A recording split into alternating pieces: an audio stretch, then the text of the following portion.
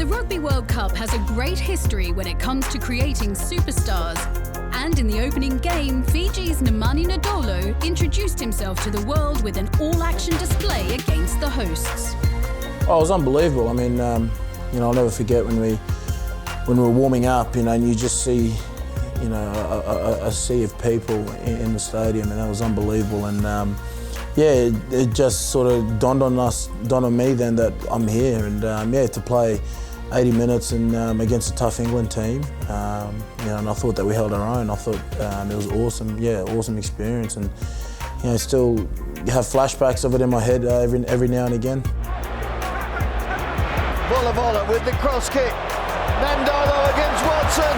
Nadolo's going to win.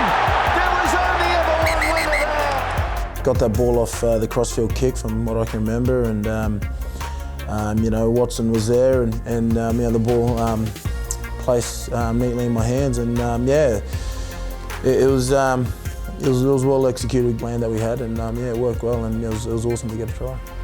And the giant Fijian isn't just a threat with ball in hand. Nadolo's talents also extend to kicking goals. I've always been a kicker. I mean, growing up, I've always had that skill of kicking. I played soccer when I was a young fella growing up, and that's where I sort of honed my kicking skills. And the opportunity came with Fiji that they needed a kick at the time, and I kicked a few years ago as well, and then obviously last year and this year. So not many people I think knew that skill that I have. I mean, you'd see me and you'd think, oh, he's a big fella, and all he'll do is just run straight. But we've been fortunate enough to learn a few skills along the way, and kicking's one of them. Fiji have always been known for their skillful attacking play, and there was certainly plenty of that on show throughout the World Cup. But it was another, often overlooked aspect of their play which pleased Nadolo most. What we brought this year was the ability to win our set pieces, and I thought we held our own really well. England and Wales and Australia are all well known for their scrummaging, and there was a few times there that we did very well in the scrums, and I think that was the key difference for us. We've been a tight-knit group for the last few years, so I thought the difference there was our coaching staff, and they did really well. Japan's win over South Africa was seen as a huge step forward for Tier 2 rugby, and there's a growing belief that the so-called smaller nations will only continue to improve from here on out. The competition's there now, it's growing. You see it in the World Cup, but I think that's where people don't see that, we do play a lot of games as Tier 2 nations together.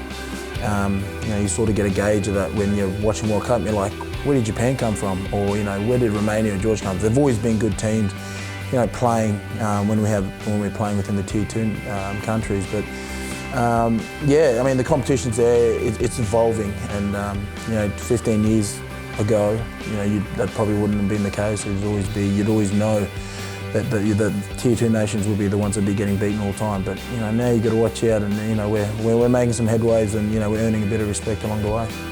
The Pacific Islanders may have only won a single match at the World Cup, but Nadolo still saw enough from his team to convince him that there's a bright future ahead. Moving forward is sticking together, and we've got a few senior players in the team now who are driving that, and we got a taste of what it is as a squad this World Cup, and we're just really excited if we do qualify. We're looking forward to the next one. We'll be playing a few more Tier 1 nations if we can, get them up our sleeves. That's going to help us heaps. We find that we sort of know, we get a gauge of where we're from, or where we're at in World Rugby when we're playing against the big boys. So if we can get a few of them, in the next 4 years, and then we'll be rocking along the way.